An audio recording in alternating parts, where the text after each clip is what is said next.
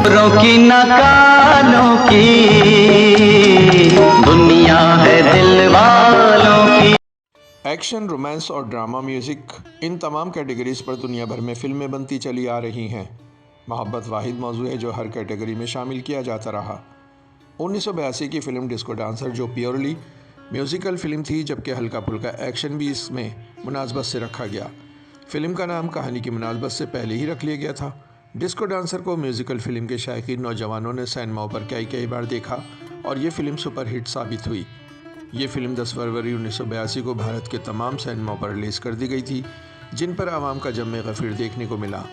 इसमें कोई शक नहीं कि जहां इसे भारत में पजीराई मिली, पाकिस्तानी आवाम ने भी इसे VCR पर खूब देखा और सराहा। मिथुन चक्रवर्ती वैसे भी पाकिस्तान में पसंद किए जाने वाले अदाकारों में सर फहरिस्त थे। फिल्म के साथ इसके गानों ने भी अलग से पसंद का मुकाम बनाया और इसके ऑडियो कैसेट्स पाको हिंद के कोनों कोनों में सुने गए। ये फिल्म जहां म्यूज़िक के मतवालों के लिए बनाई गई, वहीं इसमें ड्रामाई मोड भी रखे गए, जिसने फिल्म देखने वालों की दिलचस्पी को मुसलसल बरकरार रखा।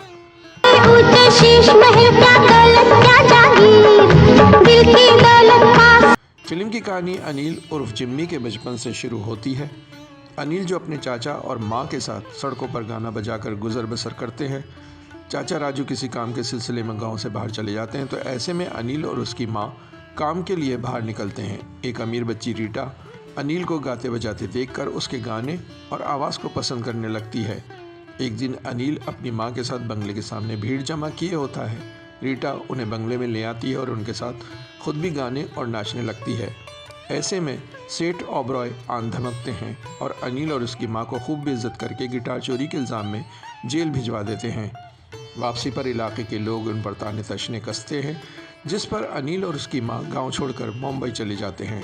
इन तमाम हालात व वाक़यात के बाद अनिल कसम खाता है कि वो कोई ना कोई मुकाम हासिल करके अपनी माँ का बदला सेठ ओबरॉय से ज़रूर लेगा। वक्त बदलता है, अनिल बड़ा हो जाता है, साथ ही उसके ख्वाब भी जवान हो जाते हैं। अनिल शादी ब्याह की तकरीबात और मुख्तलिफ फंक्शंस में अपनी परफॉर्मेंस से शोहरत की जानिब बढ़ता रहता है। एक मौके पर वह दुनिया भर में डांस कंपटीशन कराने वाले मारूफ मैनेजर डेविड ब्राउन की नज़र से गुजरता है। डेविड ब्राउन मौजूदा डांसर विनर साम के मगरूराना रवैये से पहले ही तंग हैं। वो सोचता है अगर अनिल को सैम की जगह लाया जाए तो सैम का गरूर भी टूट सकता है और किसी हकदार को उसका सही जगह भी मिल सकती है। यहीं से अनिल अपने ख्वाबों की तकमील पाने के लिए कोशां हो जाता है, मगर उसके लिए कई मुश्किलात, दुश्मनियाँ उसकी मुंतज़िर होती हैं, जिन्हें वो माँ की दुआओं और दोस्तों की नेक ख्वाहिशात से हल कर लेता है। और साथ ही रीटा जो उससे मोहब्बत करने लगती थी, उसे अपना कर सेठ ओबरॉय को शर्मिंदा करके अपना बदला भी पूरा कर लेता है। फिल्म का मैसेज बड़ा वाज़ेह था, इंसान अगर ठान ले तो क्या नहीं कर सकता। इरादे सच्चे हों तो कोई मुश्किल उसका कुछ नहीं बिगाड़ सकती।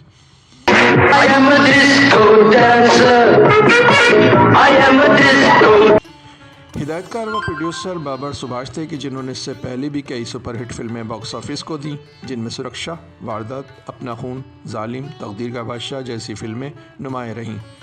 डिस्को डांसर के बाद उन्होंने कसम पैदा करने वाले की, आंधी तूफान और 1991 तक दीगर 16-17 फिल्में बनाईं। बगैर उनकी फिल्में का जायज़ा लिया जाए तो ज़्यादातर मिथुन चक्रवर्ती नुमाया तौर पर बहैसियत हीरो नजर आएंगे। बाबर सुभाष, जिन्हें बी सुभाष भी कहा जाता है, डायरेक्टर, प्रोड्यूसर और स्क्रीन प्ले राइटर 1979 से इंडस्ट्री से जुड़े। उन्होंने पहली फिल्म बतौर प्रोड्यूसर मिथुन चक्रवर्ती को ही लेकर सुरक्षा के नाम से बनाई, जो गालिबन खुद मिथुन की 15वीं फिल्म थी। इस फिल्म की कहानी डॉक्टर राही मसूद रजा ने लिखी थी। जरा मुड़ के मिला आंखें, आया हूं मैं तेरे लिए। डांसर फिल्म के मौसीक़ार बप्पी लहरी थे कि जिन्होंने इस फिल्म को 8 गानों से आरास्ता किया। बप्पी लहरी जो वैसे भी किसी तारुफ के मोहताज नहीं, उन्हें दुनिया बतौर गुलकार और मौसीक़ार अच्छे से जानती है। ये अपनी इनफरादी आवाज़ और म्यूज़िक की वजह से शोहरत के हामिल रहे हैं। अनजान के लिरिक्स पर लिखे गए गानों की मौसीक़ी को बप्पी लहरी ने बड़े तरीके से फ़िल्म की जीनत बनाया, जबकि एक गाने का लिरिक फ़र्रुख कैसर ने भी लिखा। ये सब जानते हैं कि फ़िल्म के गानों ने पाको हिंद में क्या धूम मचाई। फ़िल्म के आने से पहले इसके गाने शोहरत पा चुके थे, जबकि फ़िल्म आने के बाद तक गानों ने आलमी रिकॉर्ड तोड़ा और दबा के बिज़नेस किया। यहीं तक नहीं, इसके गाने आज भी शादी ब्याह, गलियों मोहल्लों, होटलों और रक्षाओं में ज़रूर सुने जा रहे हैं। गुलकारान में बप्पी लहरी, उषा मंगेशकर, कौशल कुमार, सुरेश वाडिकर, विजय बेंडिक्ट, प्रोति खान, उषा ओथप शामिल थे।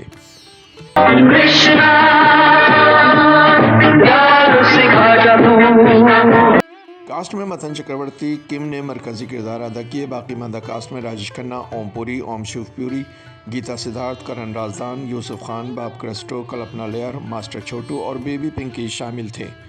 मथन चक्रवर्ती, जिन्होंने फिल्म में हीरो के तौर पर अनिल और जिम्मी का किरदार अदा किया। मथंदा, जो बेसिकली डांसर भी थे, उन्होंने अपने परफॉर्मेंस को उभारने के लिए 12-12 घंटे रिहर्सल करके इस काबिल किया कि कोई स्टेप कमज़ोर ना पड़ जाए। फिल्म इंडस्ट्री इस नहज पर आ गई थी कि आवाम फिल्म के हीरो को बतौर ही मैन देखना चाहती थी।